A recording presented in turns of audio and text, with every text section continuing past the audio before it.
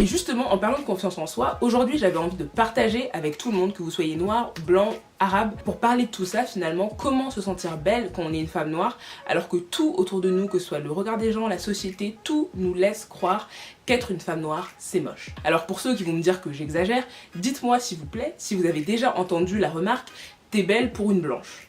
T'es belle pour une arabe. Je sais pas, t'es belle pour une mexicaine. T'es belle pour une russe. Je n'ai jamais entendu ça. Alors que le t'es belle pour une noire, mais c'est limite un classique. C'est une remarque que toutes les femmes noires se prennent. Ça prouve que dans l'inconscient collectif, être noir, ça veut dire être moche. Et le pire... Bien, t'es belle pour une noire. C'est vrai. Vous aimeriez croire en fait que c'est quelque chose, c'est une dégueulasserie, c'est un faux compliment. En réalité, pour moi, et j'ai vu passer quelques vidéos de la sorte, t'es belle pour une noire. En réalité, la personne qui vous dit ça, elle vous fait un compliment. C'est vrai. Tu es belle pour une noire. C'est absolument vrai. C'est un compliment qu'il te fait. Parce que cet homme qui te dit ça, il a vu passer, n'est-ce pas mal de femmes noires. Il a une certaine expérience des femmes noires. Et tu peux être d'accord ou ne pas être d'accord, mais c'est sa perception. Sa perception, c'est que la plupart des femmes noires qu'il a pu voir dans sa vie ne sont pas belles. Et curieusement, il tombe sur toi et il te dit, t'es belle pour une femme noire. Il reconnaît clairement, oui, d'après mon expérience des femmes noires, tu es belle. Donc les autres, en fait, ne sont pas belles. Il le reconnaît. Donc, cessez une fois de plus de chouiner quand les gens vous disent des choses. La société vous dit des choses. Les hommes vous disent des choses. Maintenant, si vous ne voulez pas accepter ce que les hommes et la société vous disent, les hommes et la société vous disent, je crois, bref, c'est votre problème. Mais cet homme blanc qui te dit ça, il te dit quelque chose de fondamental.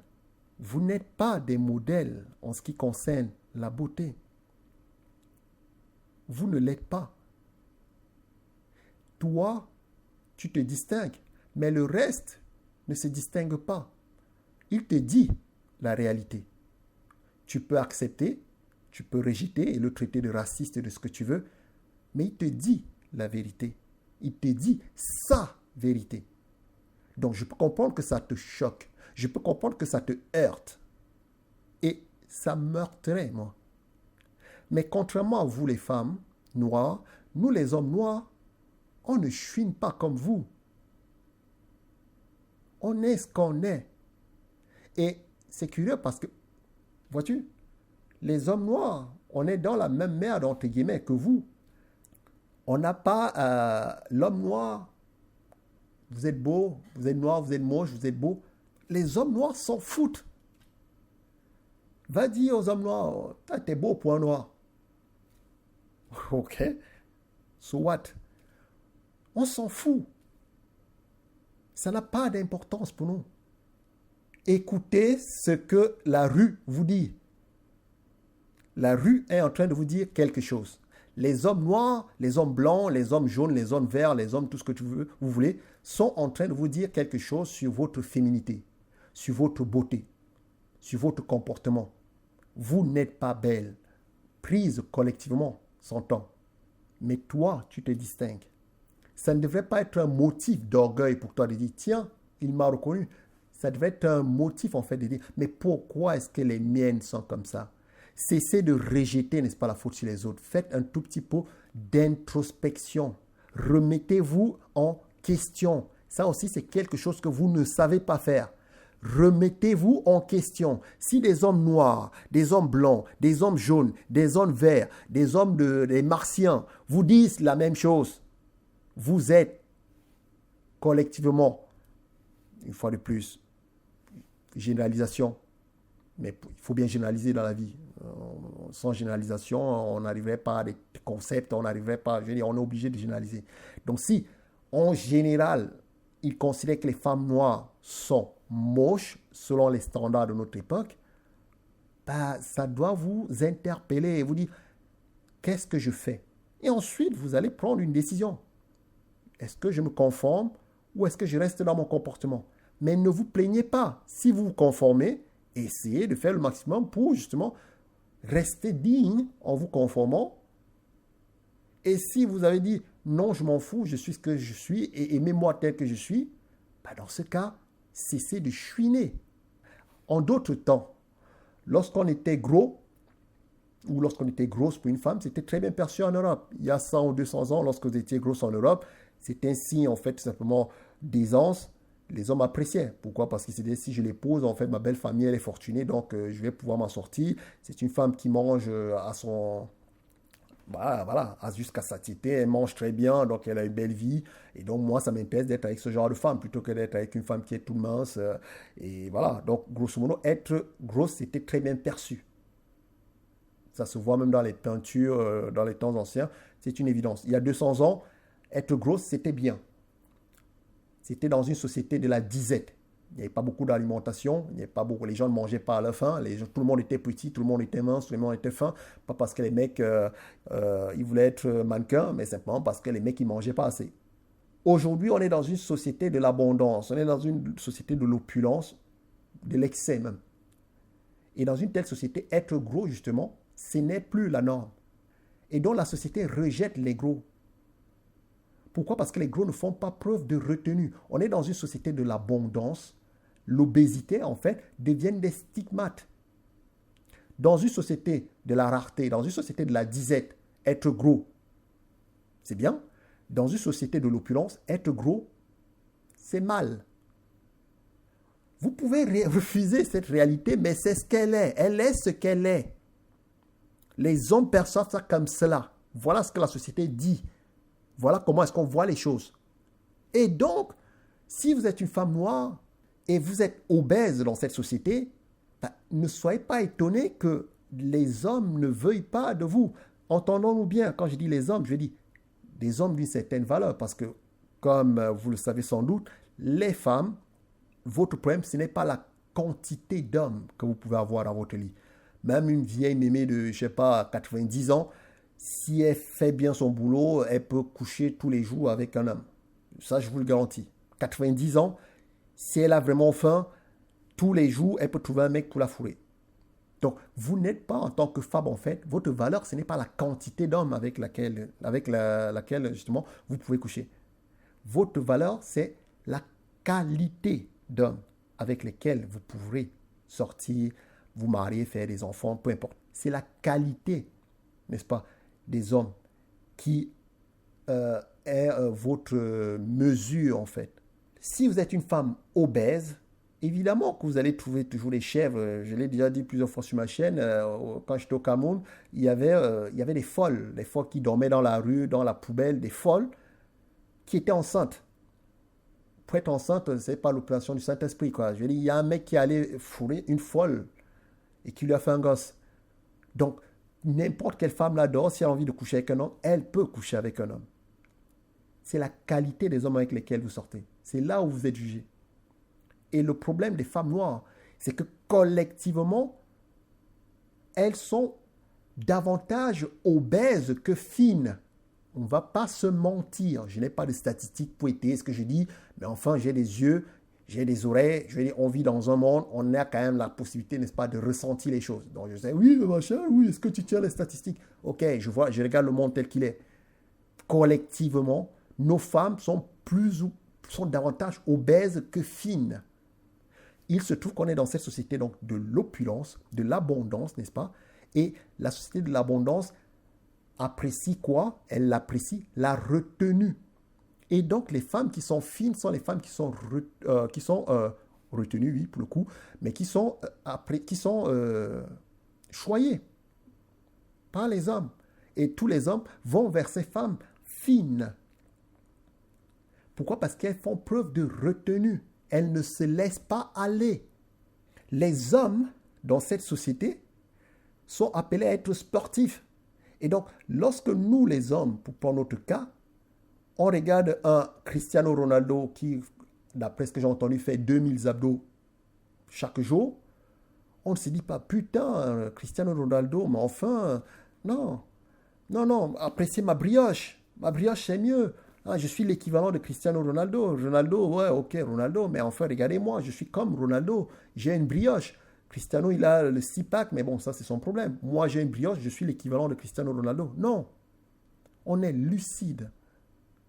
Et on apprécie le travail de Cristiano Ronaldo. On apprécie la retenue alimentaire, n'est-ce pas, de Cristiano Ronaldo. On apprécie le travail, et j'insiste sur le mot, le travail, les efforts que fournit, n'est-ce pas, Cristiano Ronaldo pour arriver là où il en est avec son physique.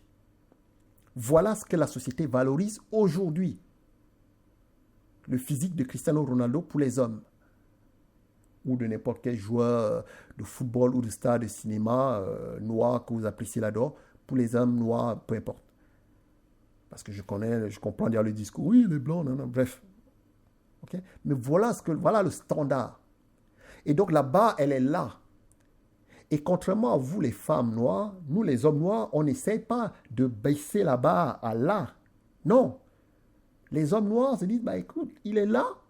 Ben, je vais tout faire moi pour le rejoindre à son standard. Je vais tout faire pour rejoindre le standard. Et si je n'ai pas la volonté de rejoindre le standard, eh ben c'est ma faute. Je ferme ma gueule et j'apprécie ma petite vie de merde. Voilà ce que font les hommes. Les femmes noires, vous, c'est le total contraire. Là-bas, elle est là avec les Heidi Klum, avec les Ali Berry, avec toutes les femmes qui sont fines là-dehors et justement qui sont le modèle, elle est là-bas. Et vous avez la femme noire qui est en général donc obèse, qui elle est là, qui voudrait en faire, n'est-ce pas, que les hommes baissent leur standard, n'est-ce pas, de qualité de femme à là. Vous voudriez que les hommes vous apprécient, vous disent que vous êtes belle alors que vous êtes là, alors que le standard il est là. Eh bien non, ça ne marche pas comme ça. Ça s'appelle la putain de réalité. Ça ne marche pas comme ça. Et donc les gens ne vont pas s'abaisser à vous raconter des conneries. Et c'est la raison pour laquelle ils vous disent, tu es belle pour une femme noire.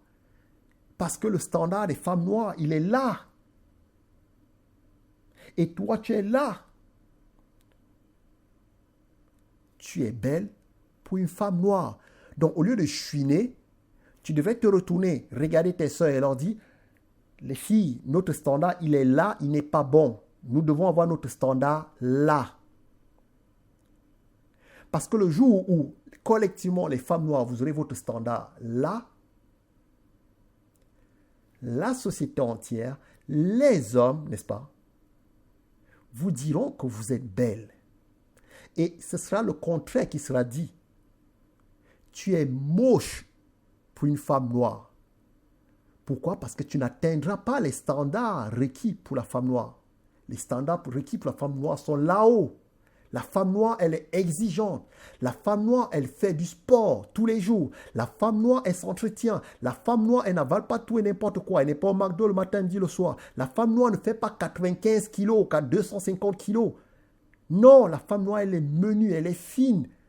Le jour où Al Berry sera considérée comme une femme lambda dans la communauté noire, ce jour-là, toi, tu seras moche pour une femme noire. Et là, tu sauras que vous avez fait le boulot. Mais pour l'instant, les standards de la femme noire sont là et toi, tu es là. Donc, tu es belle pour une femme noire. Ils ont raison. Et au lieu de chouiner, remettez-vous en question. Mais ça, c'est dur. Ça, c'est compliqué. La retenue, c'est dur. Le sport, c'est dur. Le travail, c'est dur. Mais sans sacrifice, on n'a rien. Sans effort, on n'a rien. Le problème des femmes, et notamment des femmes noires, c'est que vous voudriez avoir les mêmes appréciations que d'autres femmes qui ont fait tout le boulot pour être là. Vous êtes obèse, de l'acné sur le visage, vous ne prenez pas soin de vous, vous avez du plastique sur la tête, des cheveux de cadavre d'Indienne sur la tête.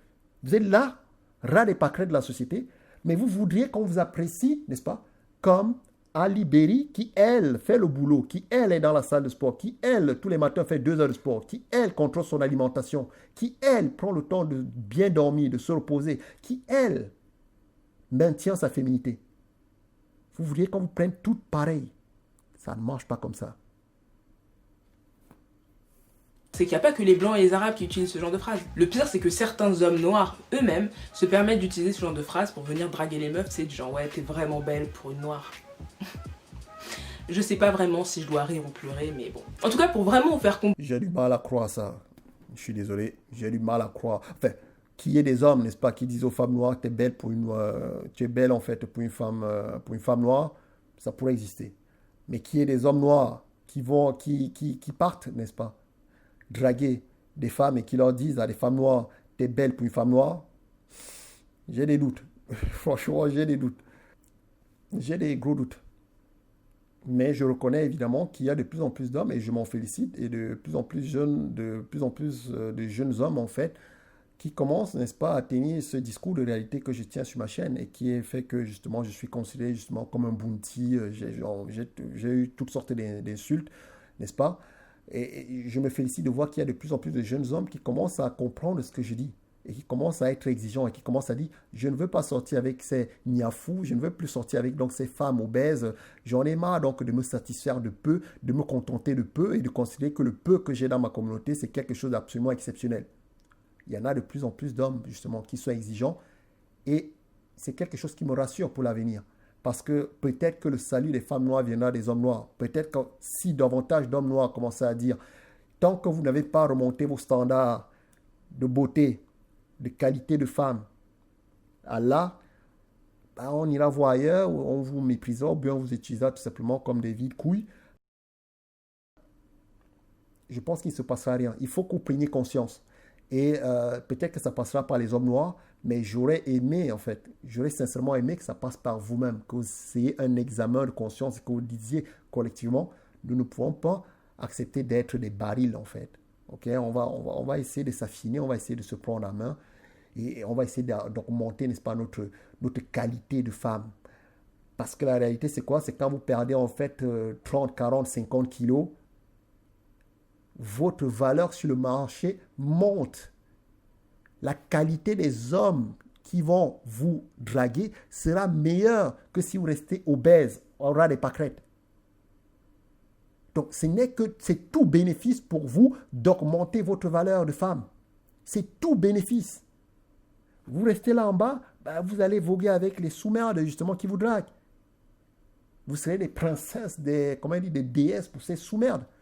Mais le jour où vous augmentez votre valeur, vous verrez qu'il y a d'autres profils d'hommes noirs, d'hommes blancs, d'hommes jaunes, d'hommes tout ce que vous voulez, qui vont commencer à s'intéresser à vous. Parce que votre valeur sera au top. Soyez exigeante envers vous-même et ne demandez pas aux autres justement de vous aimer, ne reprochez pas aux autres de ne pas vous aimer. Et donc, oui, je le répète ici clairement, tu es belle pour une noire, c'est la vérité de celui qui vous le dit. Pourquoi? Parce que d'après son expérience, la plupart des femmes noires qu'il a croisées n'étaient pas belles. On chouine ou on se remet en question?